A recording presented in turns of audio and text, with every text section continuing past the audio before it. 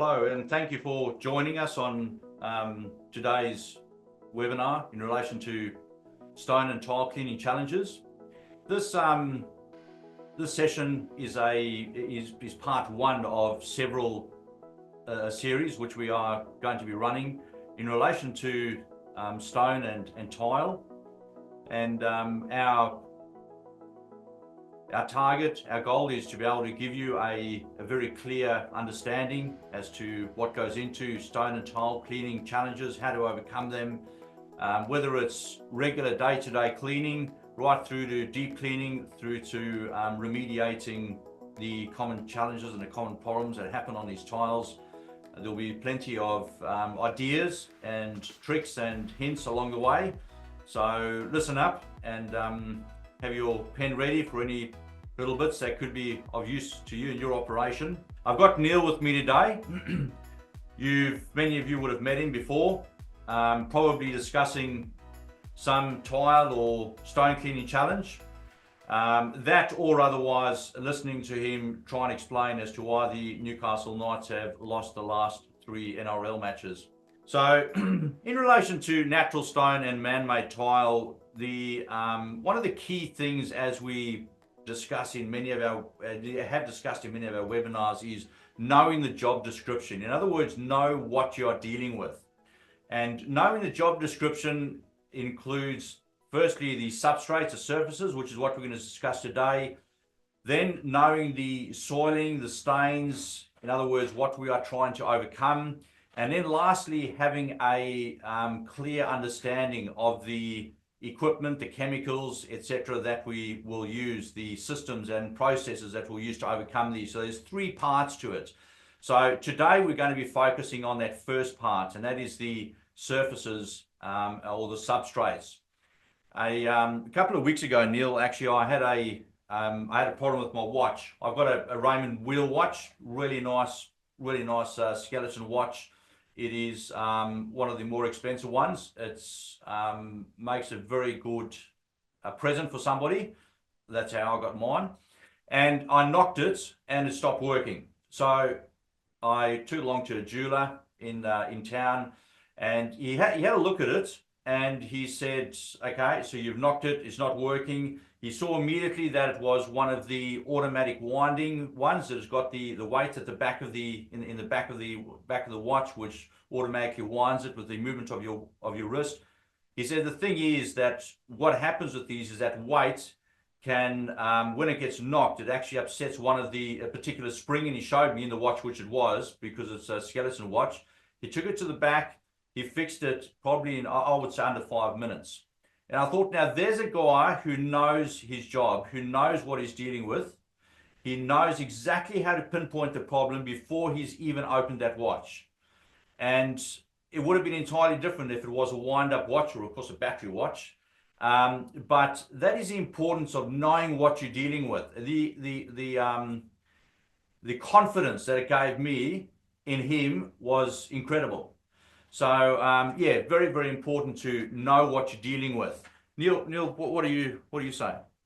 Yeah, the word confidence is exactly what I was thinking. When knowing your substrates, not only gives you confidence to know that you're going to get the job right and get the best end result for the customer, but it gives the customer confidence that you know what you're talking about. Because when a customer has spent a lot of money on a surface, doesn't matter what surface it is, if they've spent money on it, when you come in there, if you're confident knowing what that stone is, you'll be able to pick up the typical issues that arise with that particular surface, and also avoid anything that could be a very costly or irreparable damage to a sensitive surface. So we even find just a very common example that I've run into is even within natural stones that are common. We come across a product like granite, where we might get rust deposits, and we can search around for everything that's caused the rust. But we'll find sometimes with granite that the rust has actually come from within the stone itself. So from iron deposits, and knowing your substrate, knowing what the common problems are with each substrate allows you to walk into the job, identify the substrate with confidence, give your client confidence, and be confident in getting a good result. in this webinar today, we'll actually go through all those substrates and pick up some of the most common issues that arise with them. Is that right? Yeah, that's good. That's good. And actually, just while you're talking, reminds me of a very interesting point on porcelain tiles, which we'll discuss when we get to the porcelain tiles. What we've got on the screen now is the two main broad categories of tiles and stone that we have to do with in flooring. Of course, this does extend to bench tops, etc., but predominantly what we're going to focus on is in hard flooring today. So we've got natural stone and we've got man-made tiles.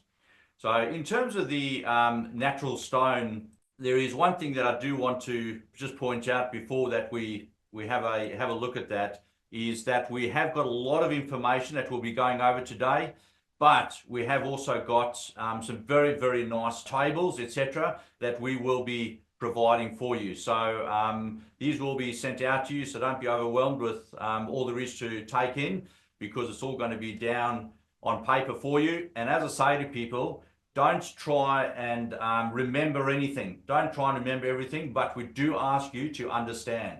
We will do all the remembering for you in these notes, in these charts, tables. We love them, but the main point is to understand so that you know how to use them. Now, in terms of these natural stone, the one thing that is important to actually just start off with a bit of a preamble on them is just understanding essentially the main stone categories. So we have the igneous stones, which are largely as a result of volcanic activity.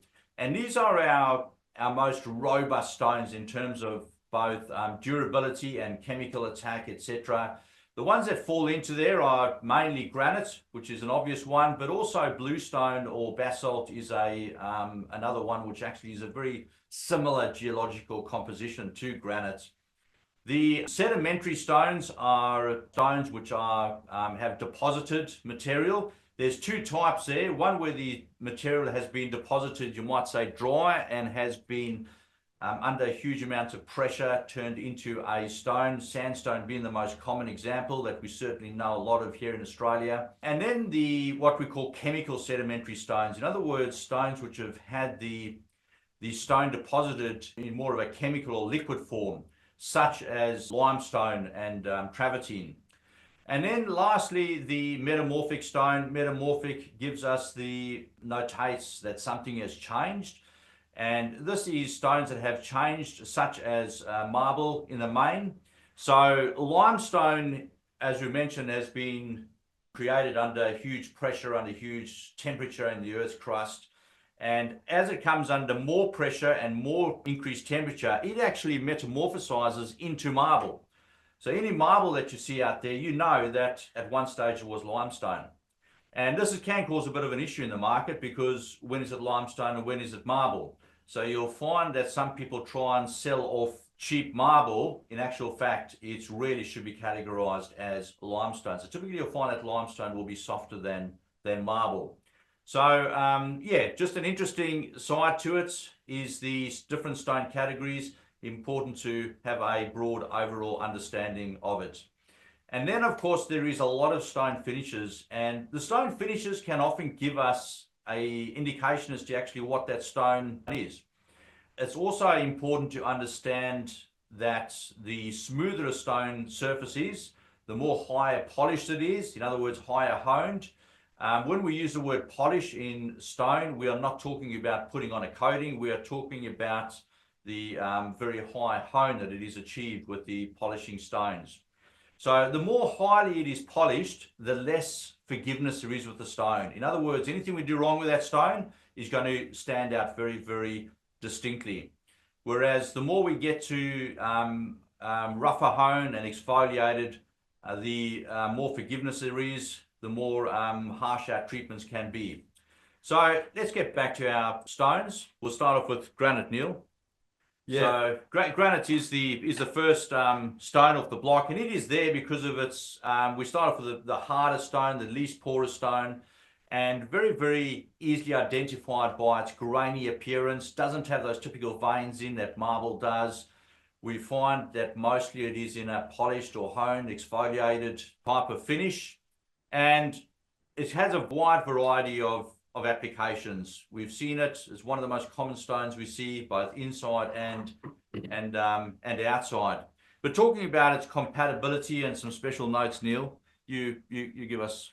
Yeah, granite, as you said, is in among the most resilient stones when it comes to chemical resistance and resistance to common cleaning chemicals that we find in our household. But again, the most important consideration that I find people to make with granite is contractors to be very careful of knowing your surface finishes. So where we've got that reference to being able to use acids on there, yes, we can use acids, but any surface that's polished or honed, an acid is going to turn a dark granite white. So bringing out the salts in there and etching the surface essentially will actually turn the stone white, and that can create, major issues when it comes to the fact that you have to repolish that stone.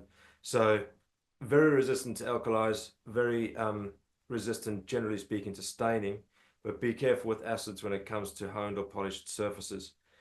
The consideration for granite having such a low porosity makes it very practical and effective to be sealed with solvent-based sealers. Solvent-based sealers having lower solids work much better. However, on your more textured finishes like your sandblasted and sawn finishes, a water-based penetrating sealer works very well. Maybe just flick over onto the marble thing there, unless you've got any comments on granite. Yeah, just one last thing, that you will find that some stone suppliers will tell you that it does not need to be sealed, especially for outdoor applications. And yes, there is a point there in that its porosity is so low in many of the granites that it won't actually absorb water very well at all, which means that it will be quite resilient to any water type attacks, water contaminants. But any granite, no matter how hard it is, will absorb oils. So remember that when I say it does not require to be sealed, that is only against waterborne contaminants and not against oils. So when we look on the marble, which is our next most dense stone, it is starting to get onto the more porous side, however, and it has that fine grainy appearance, but with very distinct veins through it. You'll get the polished and the honed, sawn, and sometimes even tumbled, especially in outdoor application. And we find it once again through a wide variety of different applications, especially on internal, on hotels and upmarket homes. Yes, the funny thing about marble is that although it stains very easily if it's unsealed, it will stain from anything that includes color. So cordial, Coca-Cola, red wine, anything like that will stain marble. But the strange thing with marble is that we can often very successfully get those stains out of the marble to return it to its original color. Where the big issue comes is 90% of all marble applications are either a polished or honed finish. And anything pretty much that leaves a stain on marble, barring oil, will also etch the surface. So it'll actually damage the surface and leave an etch mark on the surface. So we can remove that stain very successfully, but the etch mark has to be polished back out of the surface. So being very careful when making a judgment on a stain on a marble, don't just stick with the fact that yes, you can get the stain out. Always important to warn the customer that once I've got this stain out, there's a high possibility that there could be an etch mark left there that may need to be polished back out again. Marble, above almost any other stone, is critical to seal with a penetrating sealer. Red wine is something that is very commonly associated along with luxury homes, and in luxury homes we find lots of marble, and the two just don't go together.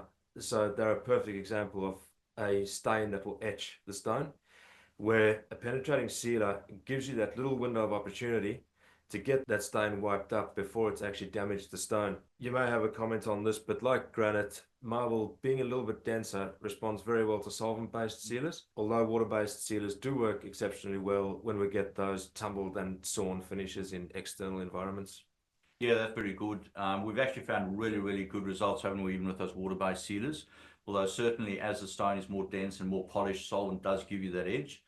But one thing that does just bring up is that always make sure that you don't overpromise to your client, rather under-promise and over-deliver, and also make sure that it's very clear as to what the customer's expectations are before you begin. Have that tough conversation with them, because there are going to be some times that you can remove the color but not the etch, and we'll go through some of those polishing those etches out, by the way, later on. But one of the most common ones we come across with contract cleaners is liquid hand soap dripping onto marble on a marble vanity, actually leaving an etch mark. So remember that all of your liquid hand soaps, your even hand sanitizer fluids, so we're talking washrooms now, have got a slight acid component to them. So there is going to be damage in things like showers and vanities.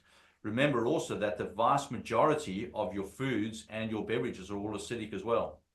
So if you ever ask me as to whether I wanted marble in my home, I'd probably say no.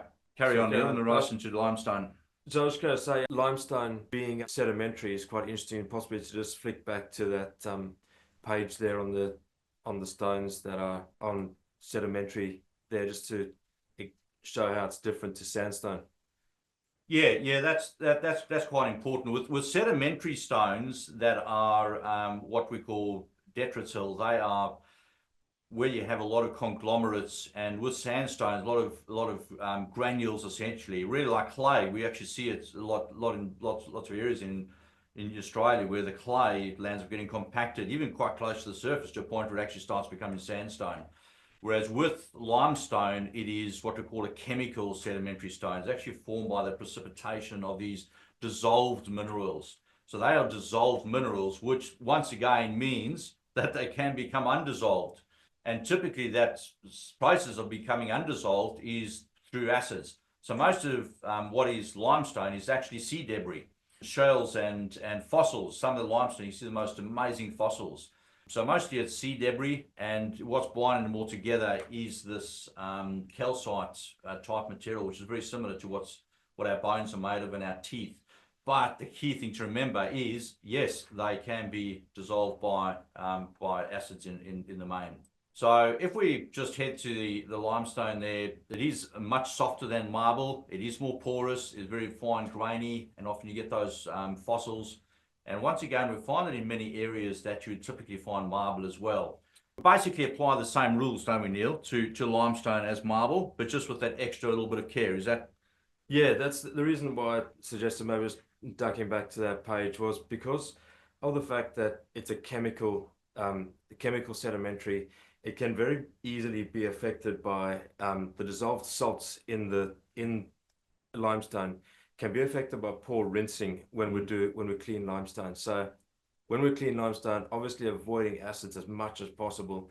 There will be situations where an acid may have to be used on there, but even with alkaline cleaning solutions on limestone, if we don't rinse properly, we stand a big chance of actually dissolving those salts from the chemical cementing process, and they're being drawn to the surface and deposited back on the surface in the form of efflorescence.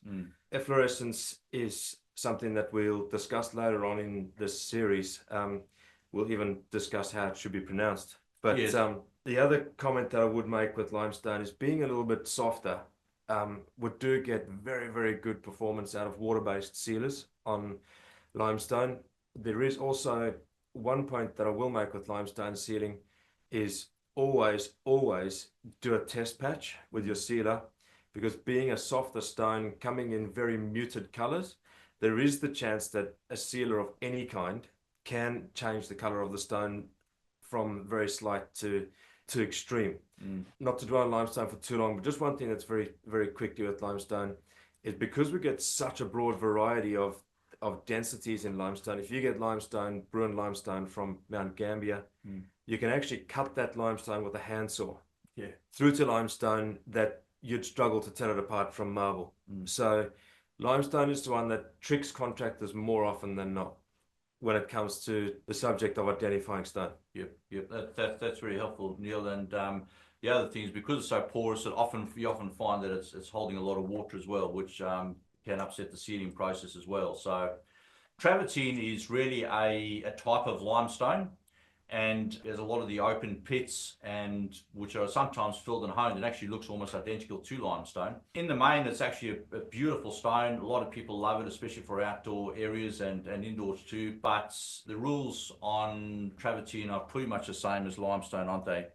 Yeah, my only comment I'll make with travertine is, when we're talking about the subject of confidence in knowing your surface when you go into a customer, is do a very careful check before you start your cleaning to look for loose material. As you can see in that picture on the right there, a lot of those darker spots in the travertine are actually fill material. So they actually grout. When travertine comes out of the ground, it's got a lot of vent holes in it, and we actually fill those holes with a grout. Now, if that material is coming loose or if some of those holes are unfilled, it's best to broach that conversation with the customer straight up before we actually get to the point where we've got material coming out from our cleaning process. Yeah.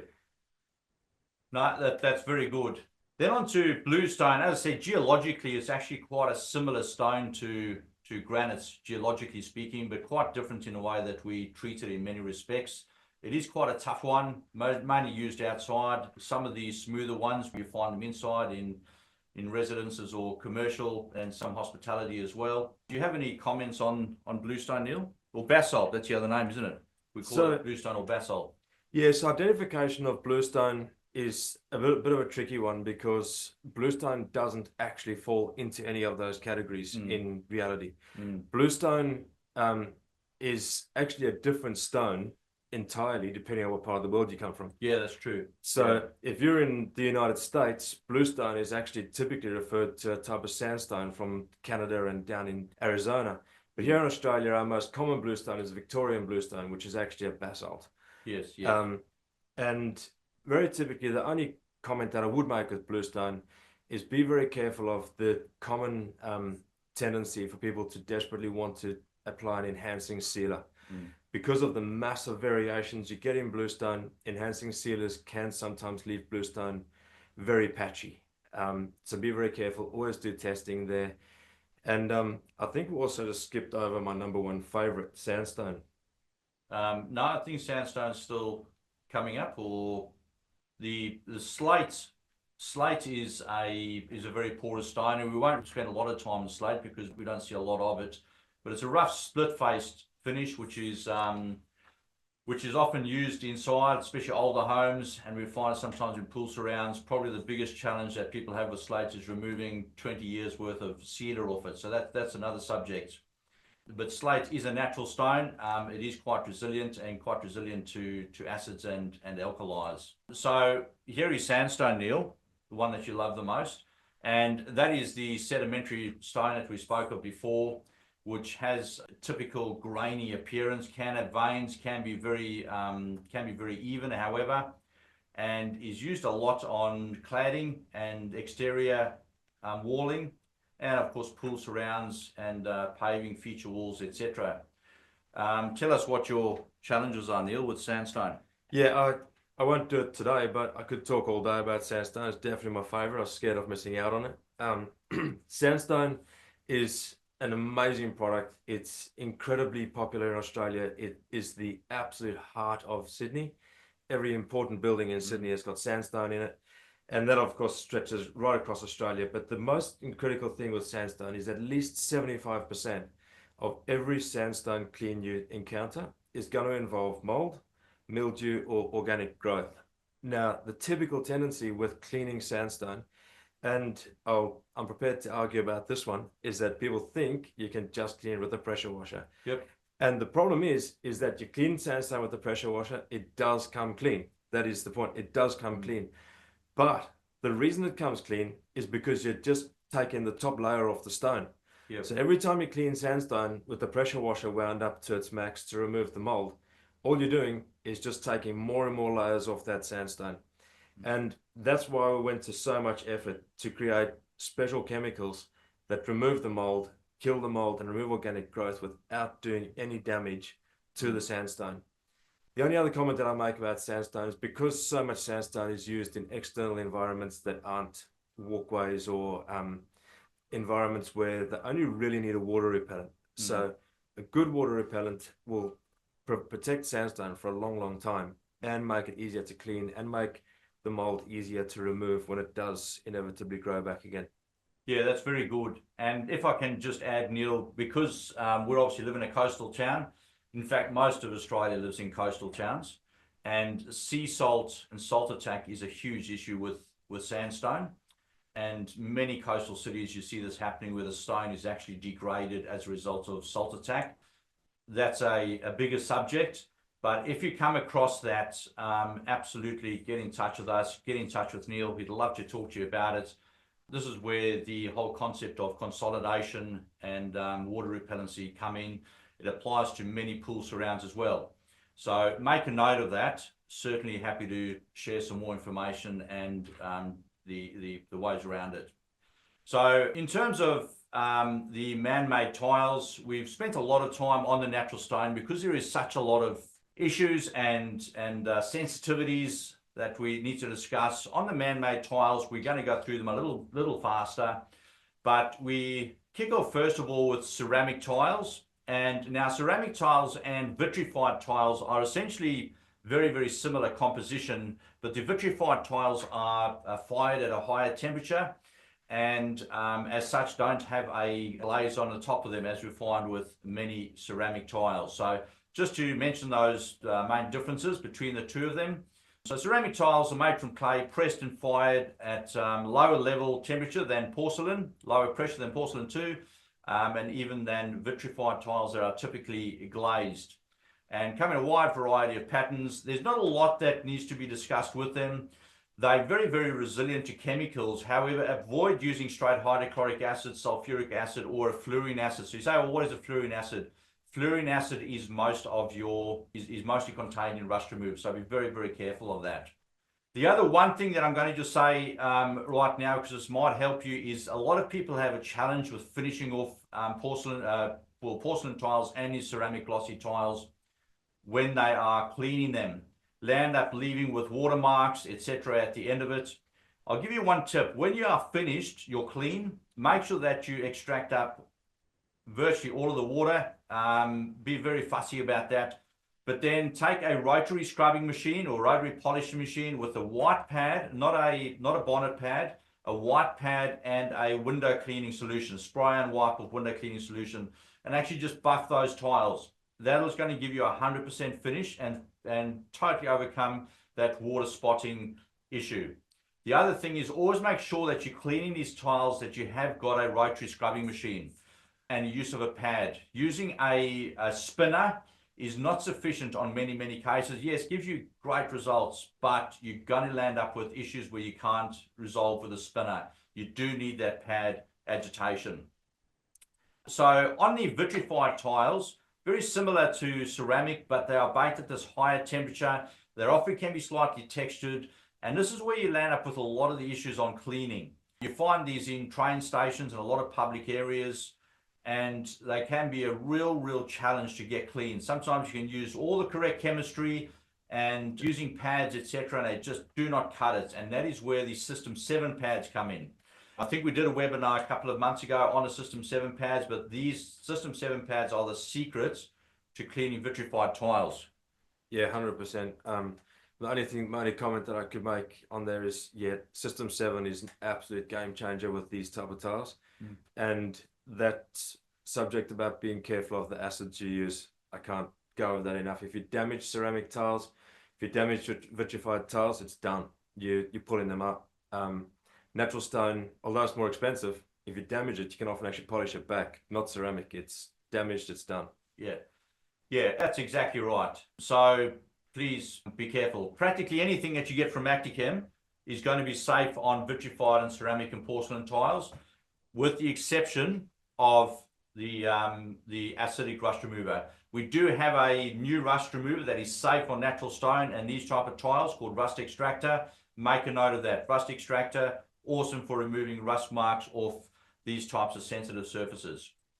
So when we talk about porcelain tiles, all the same rules apply, but porcelain tiles tend to be even more robust than the ceramic and the vitrified counterparts. And however, the same fluorine acid and hydrochloric acid rules apply. Now, I'm going to just say one thing in relation to porcelain tiles. There's two types of porcelain tiles. When they come out of the firing process, when they're finished, they actually are a matte finish. And many times these matte finish tiles are used in exterior applications. Where they polish them up with the polishing stones and polish them up to a very high polish, they have got a very high gloss to them. And these tiles are actually very marginally porous due to the little pinprick holes in them through these honing stones going through the clay granules that actually made up the clay that was used in the porcelain in the first place. And this can create a disturbance of the light patterns. In other words, it doesn't all bounce off the tile at exactly the same angle, and create what we call a porcelain haze, which is often mistaken for the porcelain wax that we find on porcelain tiles. And you can't remove it. So you need to be aware of that before you try and remove something and promise that you can remove something that in actual fact is part and parcel of the tile.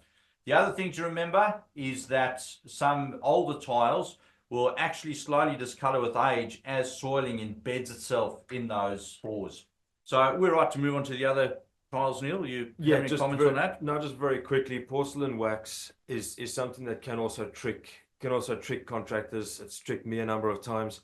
Just when you come to an unpolished porcelain, if you do get that dull appearance that you just can't seem to get clean, in those situations, it's more likely to be porcelain wax. And there's only 2 or 3 chemicals that will really effectively remove that.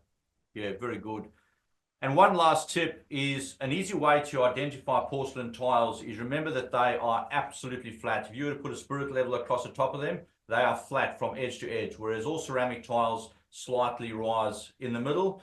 Most of your porcelain tiles also have very, very narrow grout lines, as you can see in the picture there, and they mostly have a beveled edge to them as opposed to a slightly rounded edge. So that's just an easy tip to identify whether it's porcelain tile, ceramic tile. Can be really good to mention this to your customer when you talk to them. Just shows them that you know what you're on about. Gives your customer confidence. Terracotta we don't find a lot, so we won't put a lot of time into it, but it is more similar to a ceramic tile actually, but baked at a lower temperature. It's baked, not fired. It also doesn't have a very strong glaze as we find on ceramics. Typically around the earthy browns and reds due to the clay that's used, often have irregular edges, and does need to be sealed if it is porous, if it doesn't have a full glaze on the top, and mostly found in outdoor areas or in older buildings.